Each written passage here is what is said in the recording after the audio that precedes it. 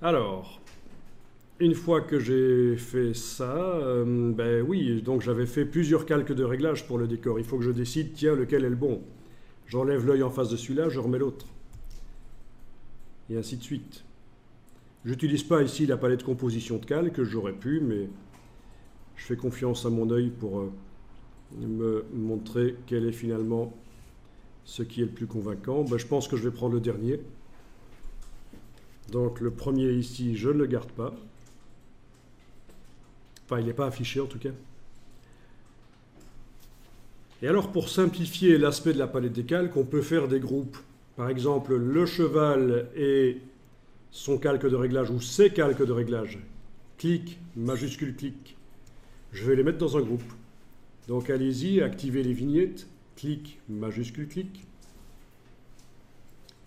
Et demandez dans le menu de la palette des calques de faire un nouveau groupe d'après des calques. Alors c'est là que les stagiaires se plantent lamentablement en général. C'est quand on leur demande de faire un nouveau groupe d'après des calques, ils vont jusque nouveau groupe. Et ça fait un groupe vide. Et puis après, il faut déplacer les calques dans le groupe. Tandis que si vous choisissez nouveau groupe d'après des calques, vous avez directement les calques qui vont aller dans le groupe. Et voilà, groupe cheval avec les calques dedans.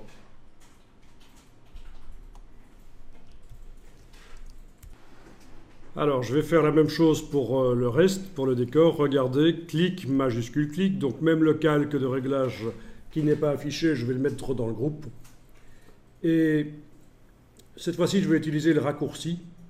Alors si vous cliquez sur l'icône du groupe dans le bas de la palette des calques, ça vous fait... Ah ben non, ils sont allés dedans, j'ai rien dit. Tandis que si on fait majuscule clic, non, ça ils vont dedans, j'ai rien dit. Bon, ça va alors. Les calques activés sont allés dans le groupe en cliquant sur l'icône du groupe. Ça a marché chez vous? Super. Parfois le comportement de Photoshop, parfois c'est moi qui ne me souviens pas comment il fonctionnait, mais parfois il change aussi d'une version à l'autre. Donc voilà. Donc c'est quand même plus simple. Vous allez pouvoir voir les choses de manière plus simple en utilisant le système des groupes et ça ne change rien du tout à la manière dont les calques fonctionnent.